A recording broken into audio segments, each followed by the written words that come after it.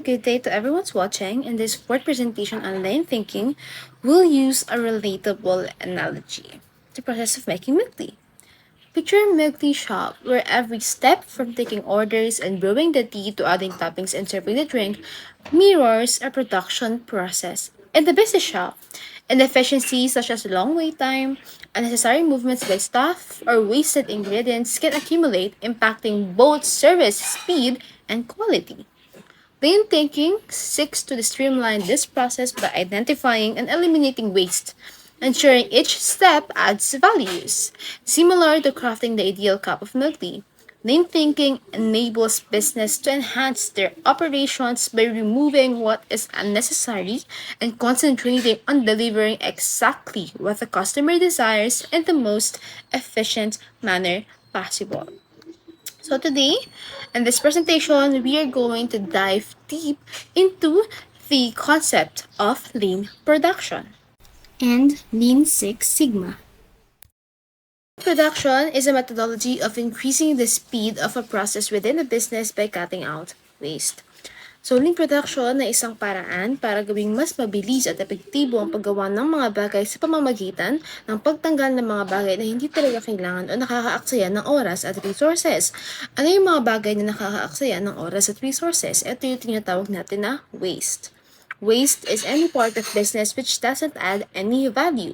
Waste or pag-aaksaya ay kahit anong bagay na hindi nakakatagdag ng halaga para sa customer. Halimbawa, kung gumagawa ka ng produkto tulad ng kotse, aksaya yung mga bagay tulad ng pagkakaroon ng sira na parts, paghihintay ng mga tao na walang ginagawa, o sobrang galaw na hindi naman kailangan. Sa lean thinking, ang goal ay bawasan o tuluyang alisin ng mga ganitong klaseng aksaya.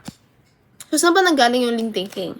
Lean thinking originated at Toyota from its production system. The original ideas were formulated by Sakichi Toyoda in the 1920s and 1930s, but only made the leap to full implementation in the 1950s.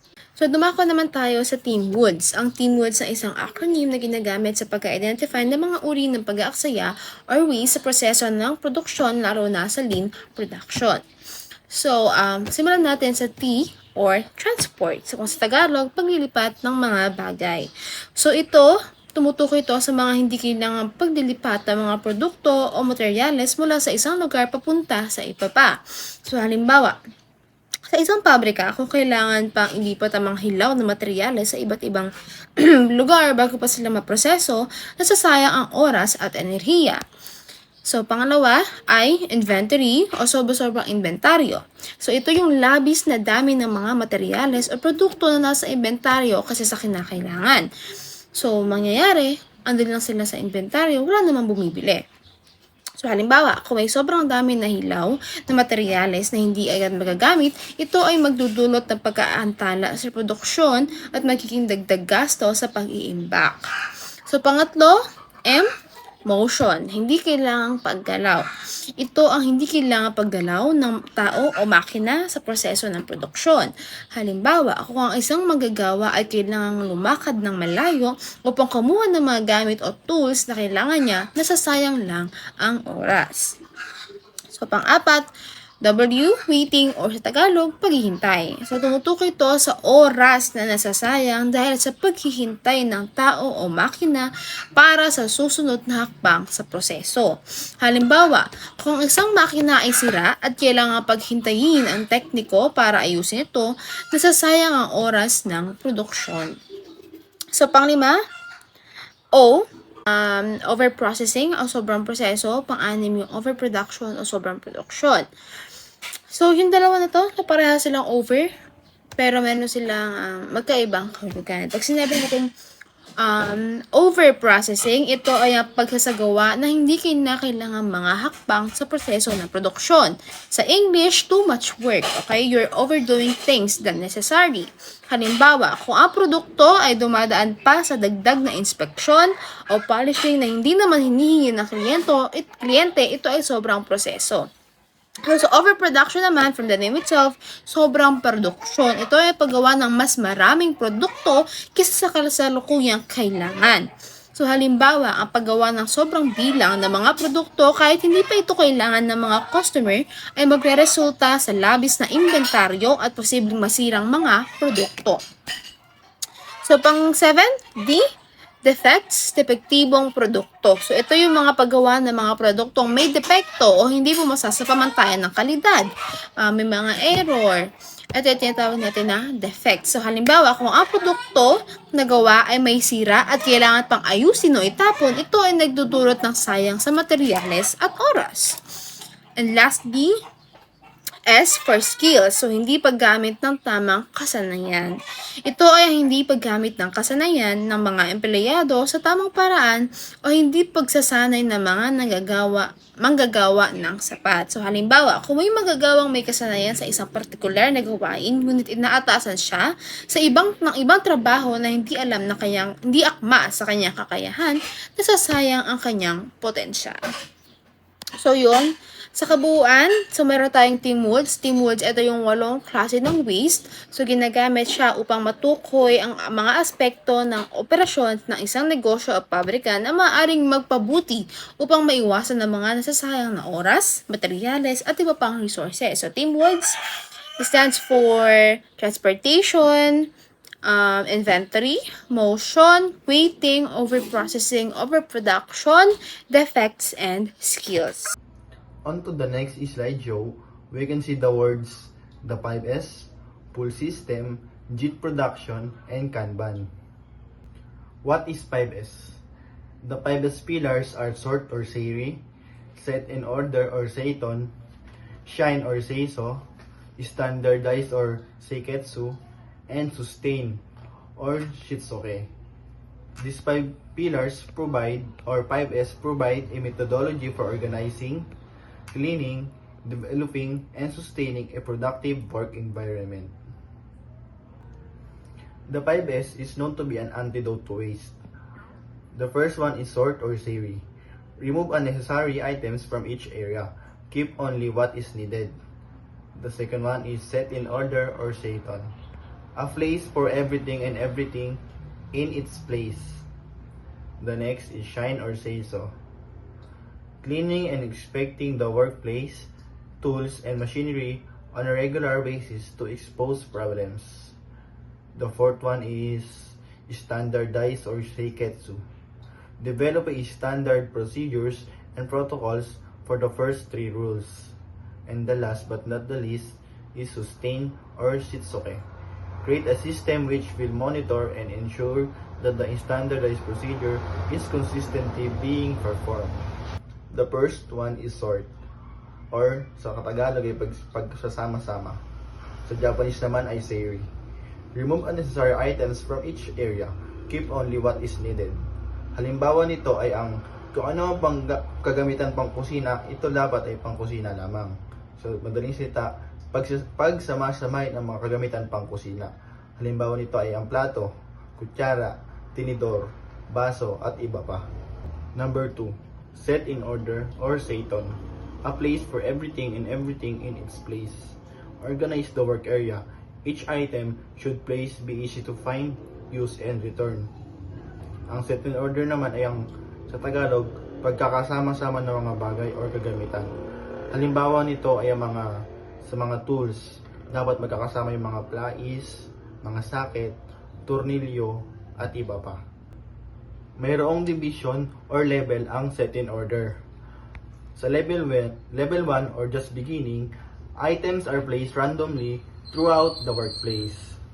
Sa level 2 naman, focus on basics. Needed items are safely stored and organized according to frequent of use.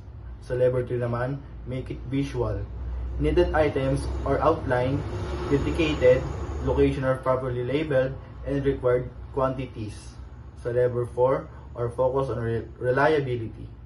Needed items in work area, minimize in number and properly arrange for retrieval and use. And sa number 5, continuously improve. Needed items can be retrieved within 30 seconds and required a minimum number of steps. The third one is shine or seiso.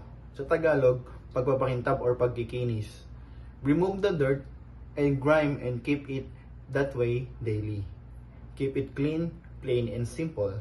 Sa madaling pagsasalita or sa madaling explanation, pagwawalis, paglilinis, or Panatilihing malinis ang kapaligiran.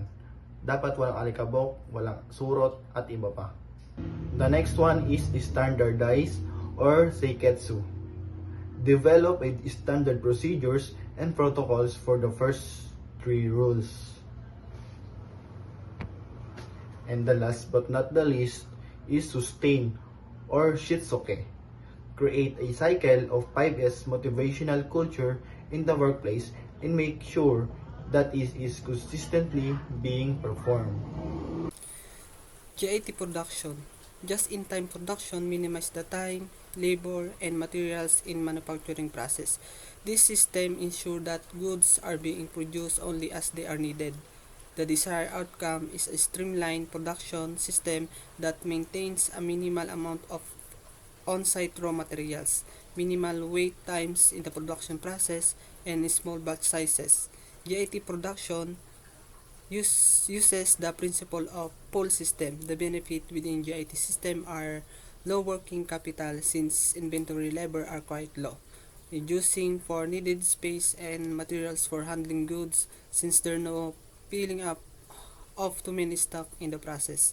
The maintained pitfall with a just-in-time system is that an interruption to the system can quickly shut down the process. Since there is no buffering built in the system,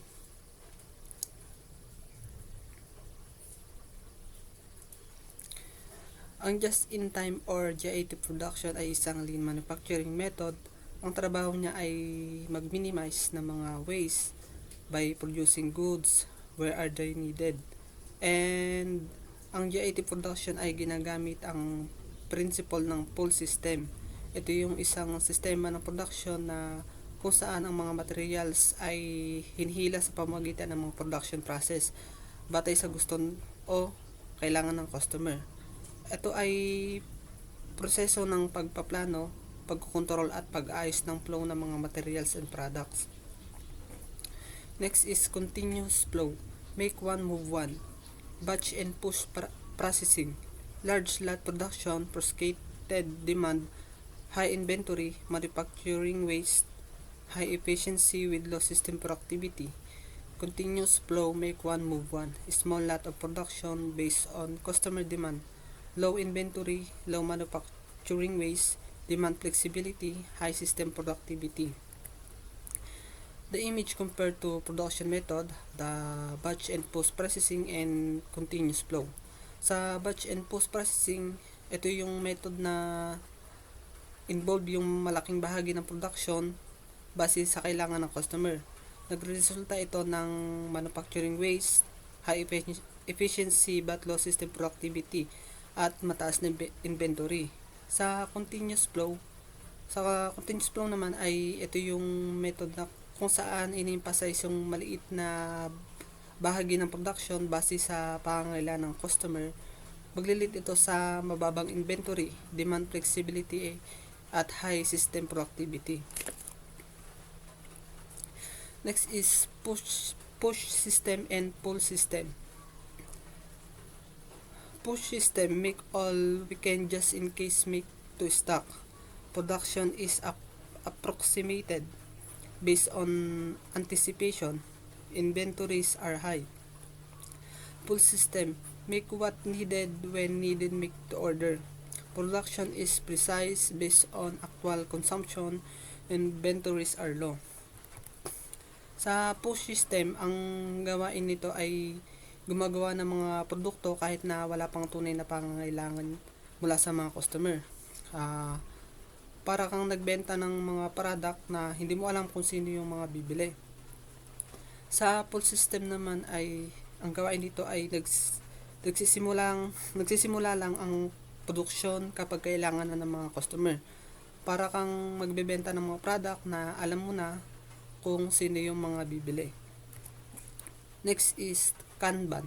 Kanban is the Japanese word for sign, which is an inventory control system used in just-in-time manufacturing to track production and order new shipment of parts and materials. It was developed by Taichi Ono, an industrial engineering at Toyota. The Kanban system can be thought of as a signal and response system. When an item is running low at an operational station, there will be a visual cue specifying how much to order from the supply. The person using the parts make the order for the quantity indicated by the Kanban, and the supplier provides the exact amount requested. So ang Kanban ay dinevelop ni Taichi Ono, ang industrial engineer sa Toyota. Kanban Kanban is a Japanese word, the English word for sign. Nagkokontrol ito sa GIT manufacturing at tumutulong ito para mag-track kaagad yung kulang na materials or parts para makapag-order kaagad. So, paano ito gumagana?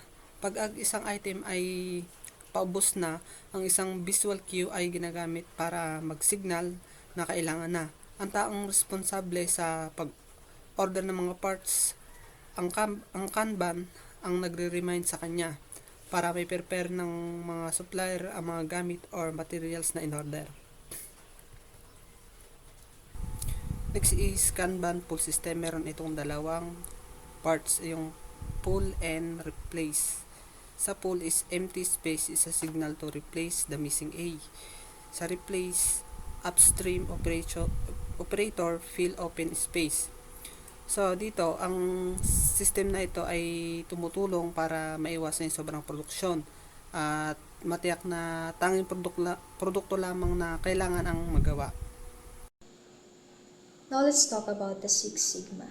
So Sigma is a statistical concept that represents how much variation there is in a process to customer specifications.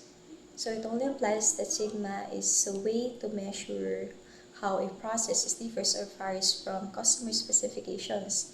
And when we say customer specifications, this refers to the detailed requirements and expectation a customer has for a product or a service. And these specifications typically include information about the product's design, functionality, quality, materials, performance standards, and any other attributes the customer needs. So in business, the customer specification serves as a guideline to ensure that the final product meets the customer's needs and preferences, reducing the likelihood of errors, dissatisfactions, or returns.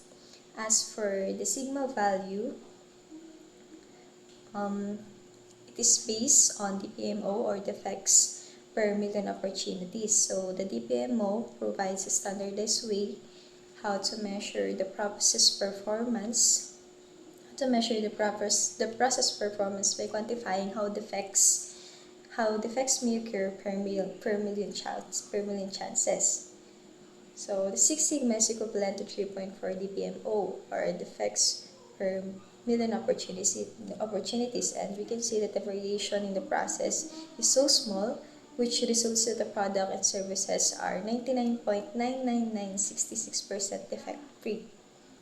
Let's discuss the graph in the image being shown. So the image emphasizes that every human activity exhibits variability, which refers to the differences in outcomes due to various factors. So in the context of the Six Sigma, the goal is to reduce this variability to ensure that processes constantly meet customer specifications. So the graph in the image shows a normative distribution with a target, and the dotted line represents the customer specifications limit. And reducing variability helps in maintaining the output within the desired range, minimizing defects and improving quality, which is the core idea behind Six Sigma methodology. Digging more about the Six Sigma, it is a data-driven methodology that provides tools and techniques to define and evaluate each step of a process. It is a method that focuses on improving the quality of the process in a business structure, thus increasing the bottom line profit. So Six Sigma is a method that uses data to improve how a business process works, and nakatulong ito i-identify and evaluate yung kada step na yun sa process to find where mistakes or problems happen. And by fixing these issues, ini-aim ng Six Sigma na i-improve yung overall quality ng process, making the business run better and increasing profits. So let's talk about a brief history of the Six Sigma. The Six Sigma started at Montreal Corporation in the mid-1980s when the company discovered that products with high first pass yield, or for those that made it through the production process defect-free, rarely failed in actual use, resulting in higher customer satisfaction. So when the company discovered that these products during the production process are defect-free, dun na tumaas or nag-led dito sa mataas na customer satisfaction and reliability.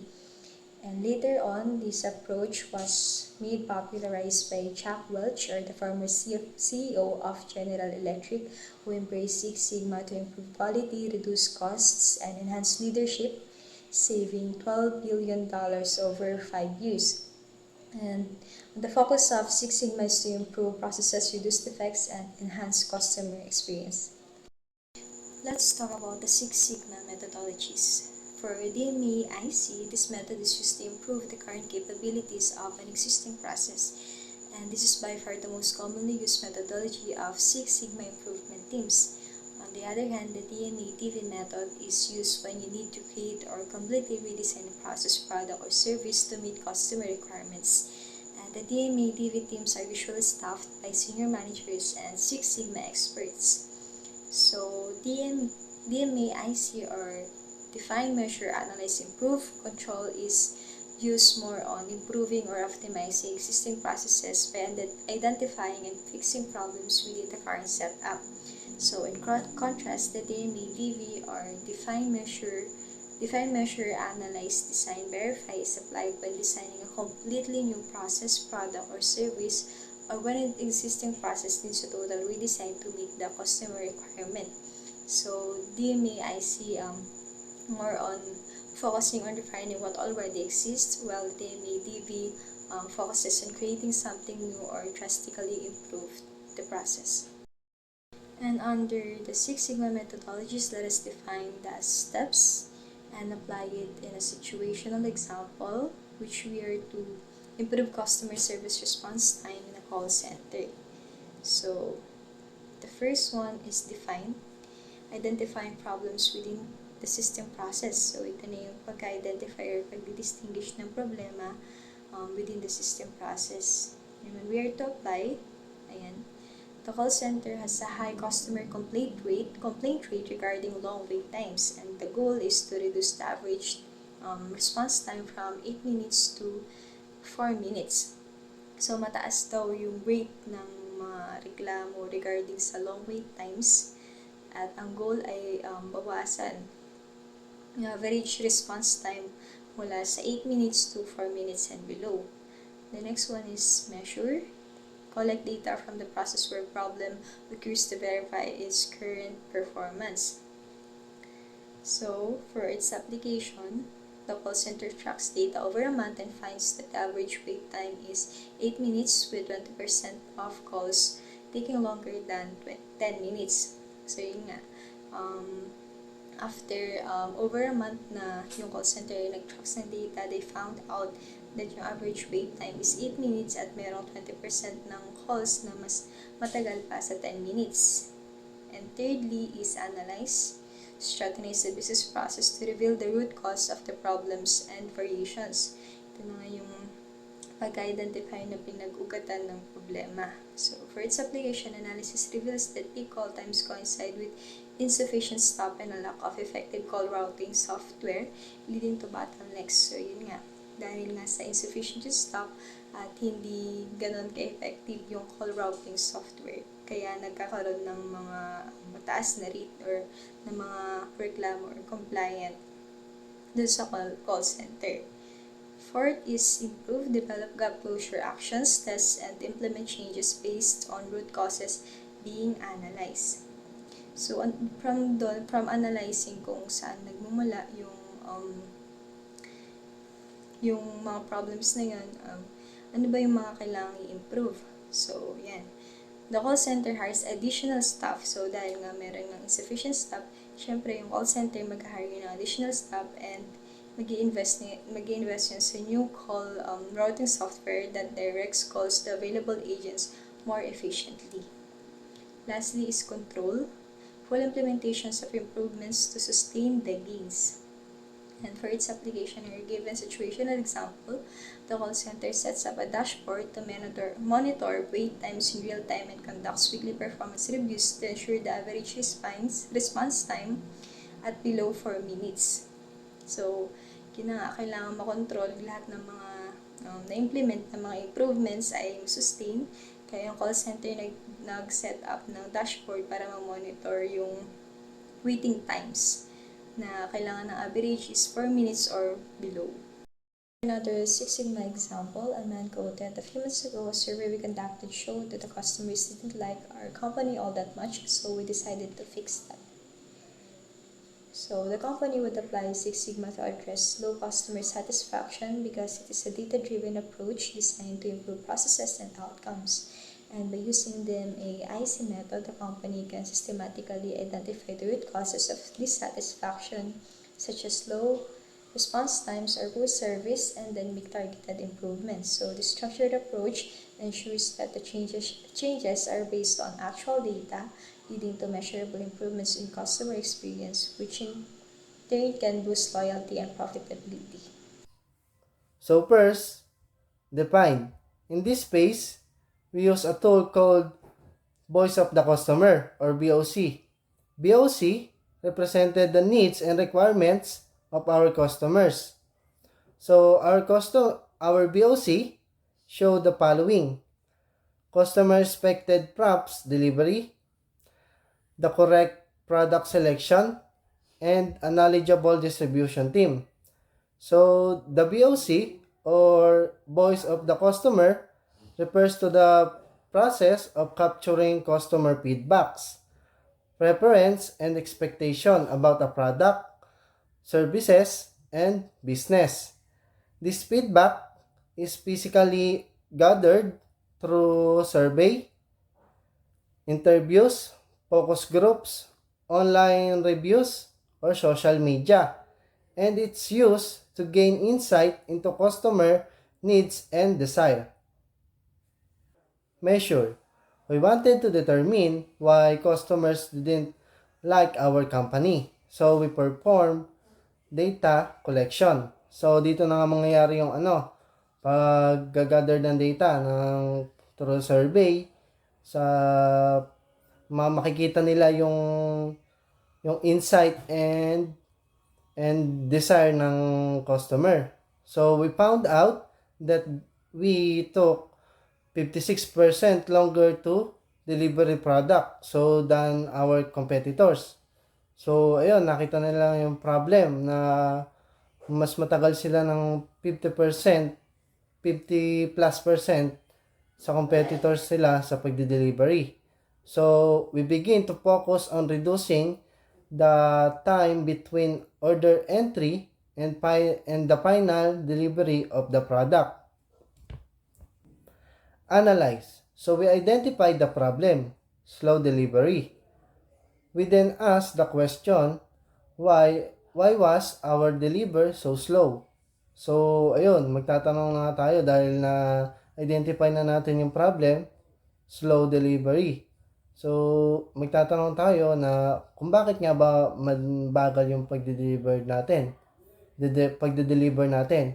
So our analysis produced the following causes: inaccurate sales plans, issues with our safety stocks, issues with vendors' delivery performance. So kadalasan ito na yung problema, yung number 3. So 4, falling behind on the manufacturing schedule. So further analysis showed that 80% of our sales came from 30% of our products. We didn't have enough safety stock to get 30% of our products to the customers we required it. Improve. We begin to focus on solving this problem. So, sinosolve na nga yung problem na slow delivery. So, we begin having monthly reviews to ensure our in-demand products stayed in demand. So, ayun, magkakaroon nga ng monthly reviews sa pagde-deliver ng product para ma-ensure yung kung ma-eliminate nga ba natin yung slow delivery para magkaroon ng good feedback yung ating customers. So, other thing, We focus on what to order and provide the customer with the products they wanted. Control. We created plans to monitor sales on our best-selling 30% of products. Each year, we would review how well the product did and replace it with a different topic if was falling out of demand. So dito sa control, parang kinokontrol na lang natin kung ano yung improve natin doon sa ating sinolve na problem. Parang ano ba tawag dito? Parang mini-maintain na lang natin kung ano yung na-improve natin doon sa problem na sinolve natin doon sa ating business. So, sabi nga dito, we created plans to monitor sales on our best-selling 30% of products. So, each year,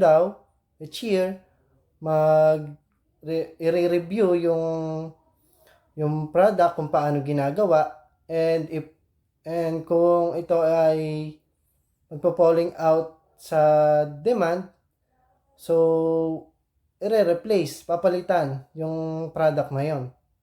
So good day everyone. Today we are going to discuss the applying of Six Sigma in our everyday tasks.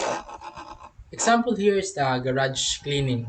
So how we will use the Six Sigma methodology. So the Six Sigma methodology typically used in process improvement can be applied to a simple task, cleaning your garage to make space for a new motorcycle. So first, syempre, we need to define. So we need to define the scope of the project. So in this case, it's specifically cleaning the garage, not the entire house. So, yun.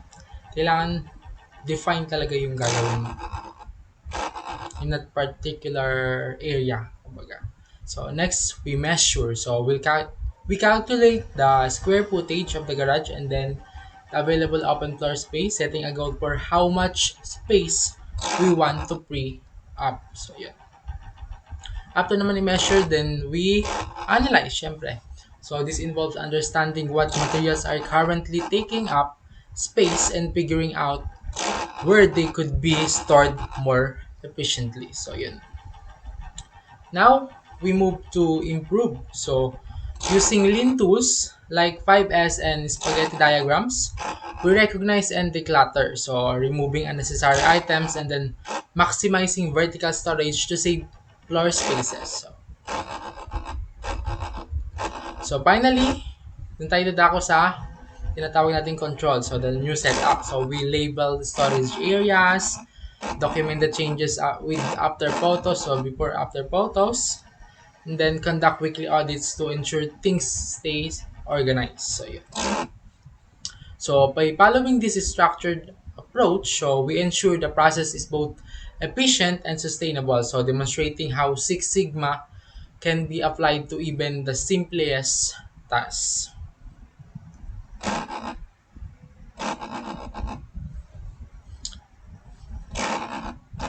So, here on the picture, we are the some essential tools used in the Six Sigma. So, this is the Six Sigma toolbox. So, these tools helps business improve processes, eliminate defects, and ensure high quality outcomes. So let's look at a few examples here. So first, nandito na yung ANOVA o the analysis of variance. So this tool helps in comparing multiple groups to identify differences and sources of variability in processes. So yun. Pangalawa is yung box plots o a graphical representation that shows the distribution of data and highlights the outliers. Next is the brainstorming, a method for generating ideas and identifying potential solutions in a collaborative environment. So another is the cause effect diagram. So also known as fishbone diagram. Dito na pumapasok yung identifying the root causes of problems. Next is the correlation and regression. These statistical tools examine the relationships between variables and predict the outcomes. So, yun. Another one is the design of experiments, or the DOE, a structured approach to experiment with multiple variables and optimize processes. So, yeah. Next, the graphs and charts. So, visual tools that help analyze data trends and make informed decisions. So, another one is the histogram. So, ito naman, bar graphs that represent the frequency of data distribution over time. So, next, the hypothesis testing. A statistical method used to test assumptions and validate improvements. So, next is the Pareto analysis. So, this focuses on identifying the most significant factors contributing to a problem using the 80-20 rule. Another one is the process capability study. So, to evaluate whether a process can produce outputs within the specific limits. So, next is the process control plans, detailed plans that monitor and control processes to maintain quality products. So, yon. Next is the process flow diagram. So, ito naman, visual representations of the sequence of steps in process. Another one is the quality function deployment, or the QFD, a method that translates customers' needs into products specifications. Another thing is the response surface methods. These are used to optimize and fine-tune processes by exploring relationships between input variables. Next, the scatter diagrams, or the graphs that shows the relationship between the two variables. Another one is the standing operating procedures, or the SOPs, documented instructions on how to perform specific tasks consistently. And another thing is the statistical process control, or the SPC, which is a method that uses control charts to monitor processes performance over time. So those are the tools provide the Six Sigma practitioners with the means to analyze, improve, control, and define, measure processes, and ensuring consistent quality and efficiency in every project. So yun yung 18 na yun. So now, let's talk about the Lean Six Sigma and its benefits. So Lean Six Sigma is a powerful methodology that combines two approaches, so which is the Lean and the Six Sigma. So, ano nga ba ang Lean? So, ang Lean ay focuses nito yung eliminating waste.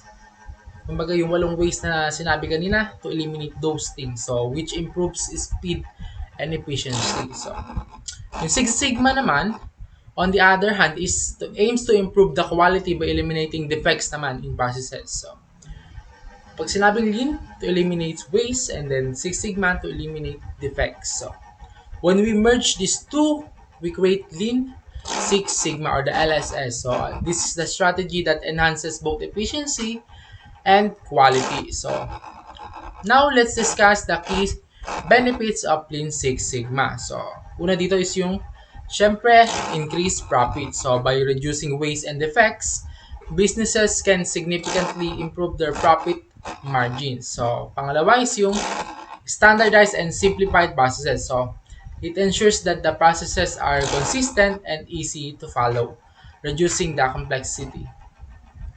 Siyempre, pangatlo dito yung reduce errors. So, with better control over processes, errors and defects are minimized. So, yeah. Next, the employee development. So, Lean Six Sigma fosters a culture of continuous improvement, allowing employees to develop problem-solving skills. So, panglima, syempre, andito yung value to customers. So, ultimately, Lean Six Sigma delivers higher value to customers by providing quality products and services faster. So, yun yung 5. So, in summary, the Lean Six Sigma is a comprehensive approach that not only improves process speed and quality but also derives profitability and customer satisfaction. So, yun. That's wrap up of the Lean Six Sigma. So hope you learn a lot. So thank you.